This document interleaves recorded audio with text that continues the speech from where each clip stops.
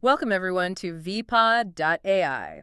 This deep dive is sponsored by Stonefly, your trusted solution provider and advisor in enterprise storage, backup disaster recovery, hyper-converged VMware, Hyper-V Proxmox cluster, AI servers, SA365, a turnkey security appliance, public and private cloud. Check out stonefly.com for more info. Welcome to this deep dive. So when you hear the word creatine, what's the first thing that pops into your head? Well, for most people, I think it's probably muscles, gyms, performance, that sort of thing. Yeah, definitely. It's, really well known in that world. Absolutely. And that's based on, well, quite a lot of solid research. Creatine monohydrate is like one of the most studied supplements out there for exercise, endurance, strength. Right. But the stuff we've been digging into for this deep dive, it really shows something else is going on. There's this huge amount of research happening now that just kind of blows up that narrow view. It really does. It goes way beyond the weight room. We're talking about potential impacts on your brain, maybe your mood, and even its role throughout your whole life, really. That's the really exciting part, I think. We tend to pigeonhole it for athletes, but creatine is fundamentally a vital chemical. Our bodies actually make it: liver, kidneys, pancreas. Okay. And yeah, it's stored in muscles, but also crucially in our brains. Okay, so let's unpack that a bit. Its main job is what? Energy management. Essentially, yes. Think of it like a little energy buffer, a backup power source for cells and tissues when they need energy fast. And our bodies make some, you said, but maybe not always enough. Exactly. Often not quite enough for total requirements, which is why diet matters too. Things like meat, oily fish are good sources. And that potential gap, is that where all this new research comes in, looking beyond muscle? That's precisely it. Exploring what happens when those energy reserves, especially outside of muscle tissue, might not be quite optimal, and, what happens if you supplement. Which leads us to something I found pretty surprising in the material. Could creatine actually boost your brain power? Yeah, this is where it gets really interesting. We know creatine is involved in neogenesis. That's the process of forming new brain cells, new neurons. Wow. Okay.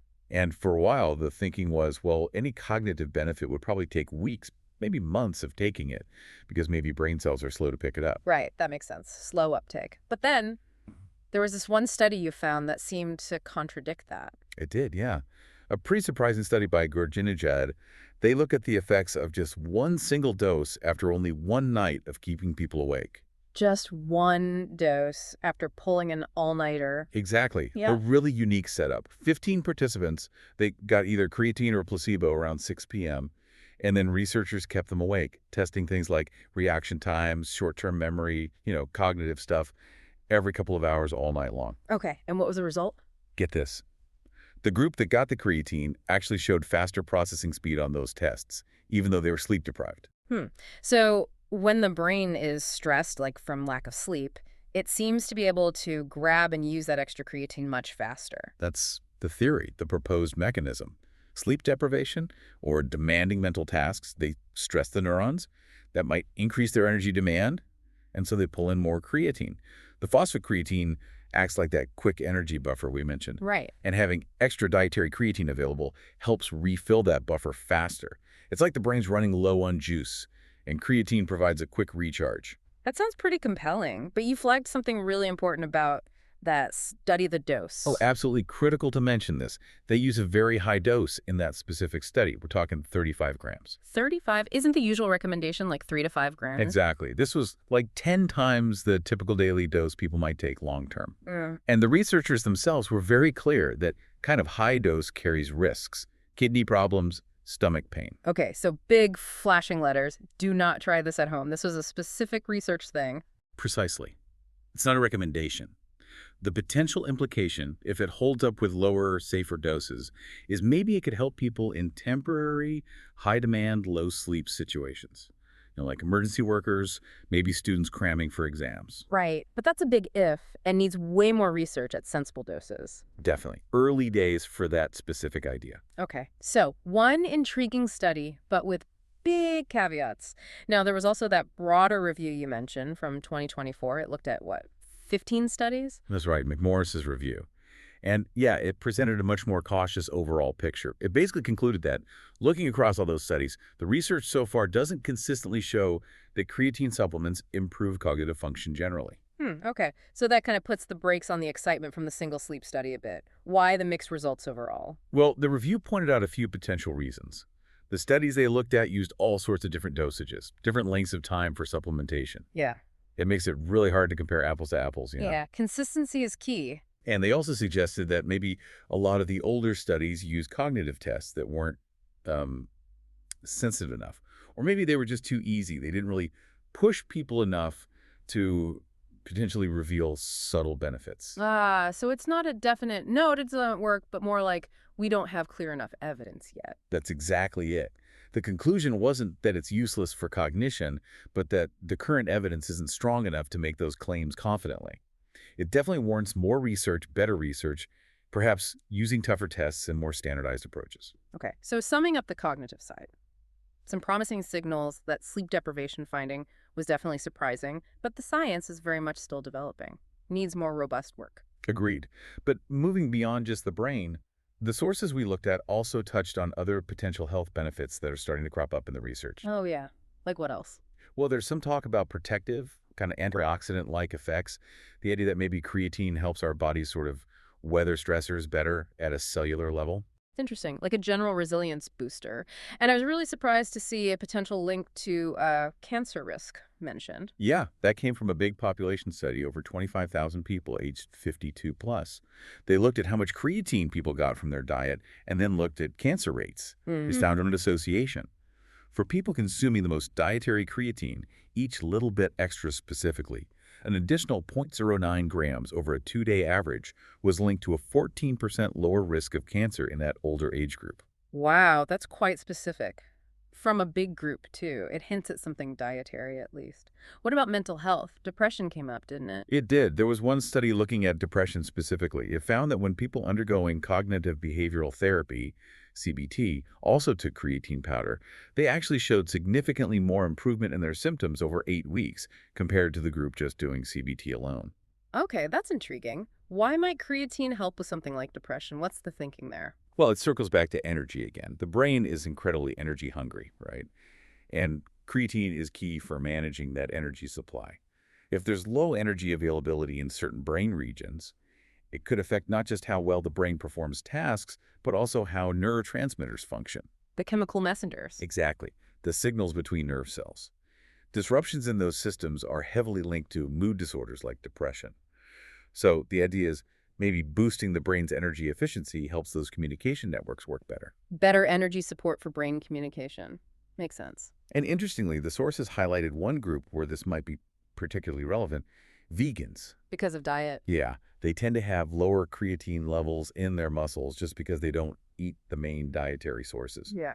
And some research, though it's still developing, has suggested a potential link between that and a possibly higher risk of depression in that group. It raises questions, certainly. And what about chronic conditions? I think long COVID was mentioned. Yes, a fascinating, although small, study from 2023 by Ostojic and colleagues.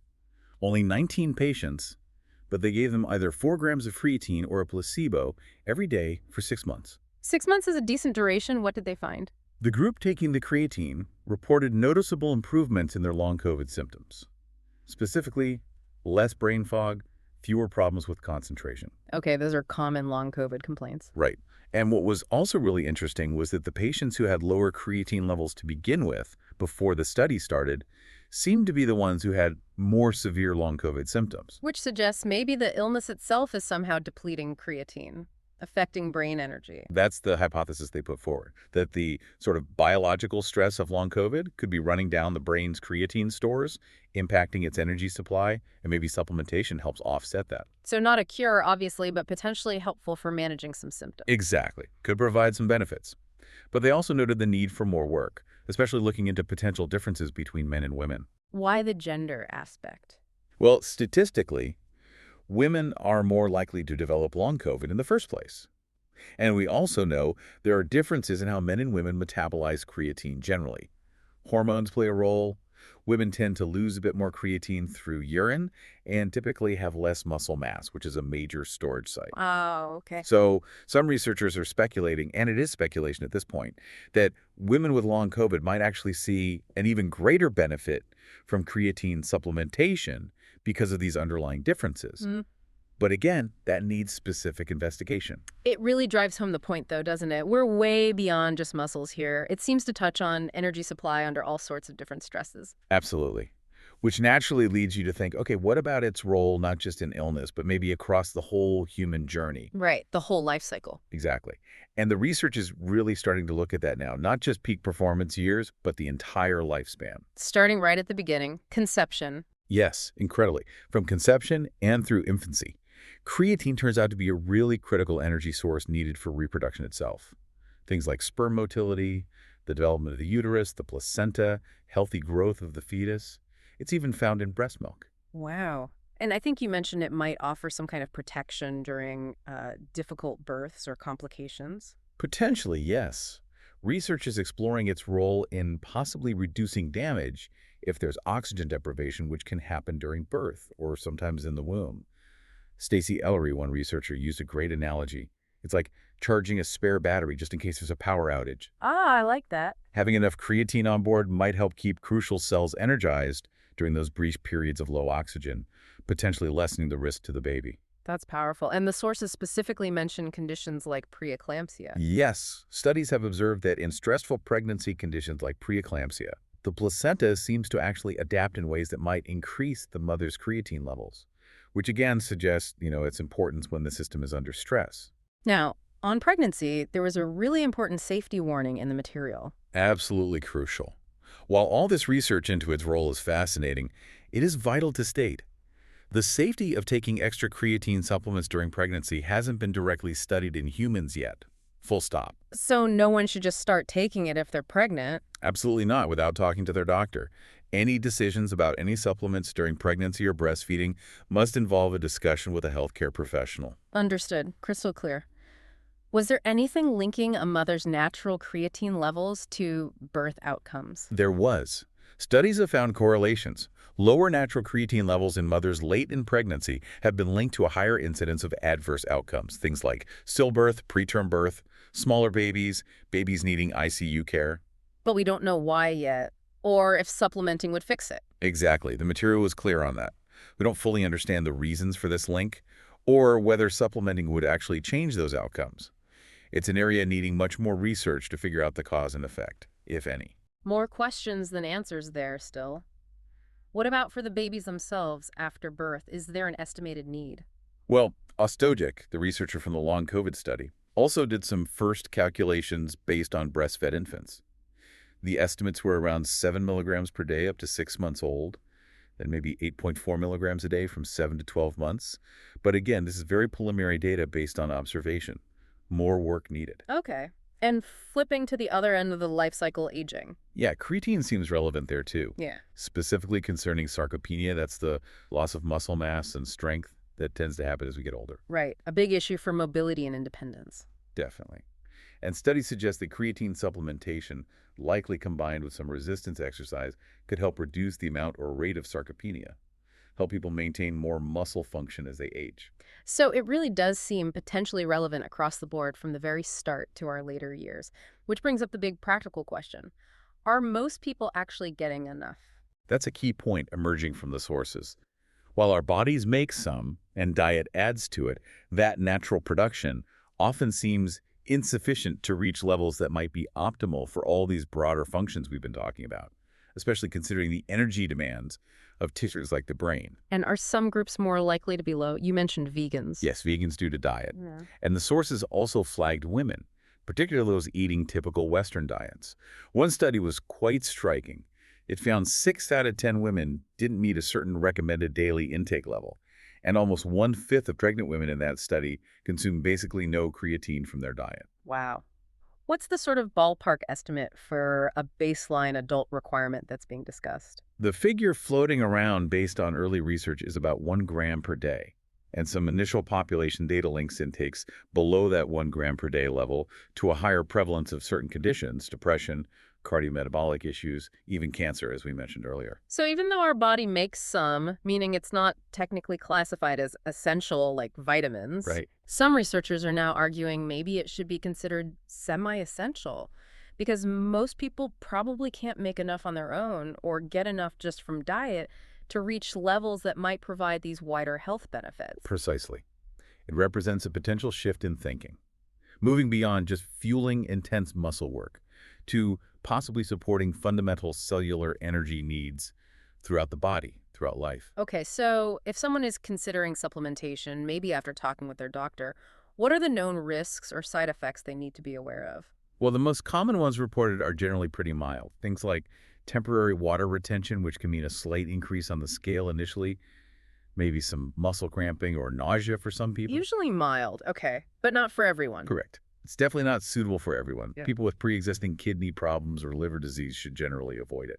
And it could potentially interact with certain medications, so that's another reason the doctor conversation is key. Are there any more serious potential risks, even if rare? It's generally considered very safe and well tolerated Yeah. when used appropriately by healthy individuals. There have been, extremely rare case reports linking it to more serious things like liver failure, but establishing direct cause and effect in those isolated cases is often difficult. So the absolute number one most important takeaway regarding safety and side effects is... Always, always, always talk to your doctor before starting creatine. Yeah. Or any new supplement for that matter. Yes. Especially if you have any underlying health conditions or take any medications regularly. It's just crucial for personalized advice. Right. It's clear creatine isn't some kind of magic bullet, but the research is definitely growing fast, trying to pinpoint who might benefit most and under what circumstances. Exactly. It warrants proper evaluation and evidence-based guidance, not just jumping on a bandwagon. This whole deep dive has really been eye-opening. Just seeing how creatine's potential influence stretches so far beyond that initial thought of gym supplement, touching on brain health, mood, maybe recovery from illness, and having these potential roles right across our lifespan, from conception to helping us age better. It really paints a picture of a chemical that's maybe much more fundamental to a whole range of bodily functions, particularly energy management under stress, than most people appreciate outside of, sports science circles. And even though a lot of this research is still quite early, as you've pointed out, it definitely suggests there's a whole lot more to learn about how creatine might impact our overall health and maybe even our resilience to stressors. It's certainly an area to keep a close eye on as more robust data comes out in the coming years. So when we pull it all together, the cognitive hints, the links to mood and maybe long COVID recovery, those surprising potential roles in pregnancy and aging, it really makes you think, doesn't it? It does. Considering how many different aspects of health, from just feeling mentally sharp day to day to maybe aging more robustly, seem potentially linked to our creatine levels, could optimizing our intake, paying attention to it, eventually become as recognized and recommended for general health as, say, ensuring we get enough vitamin D or essential fatty acids. Talk about 100 TB immutable and air-gapped SSO NAS for $8,995 by Stonefly.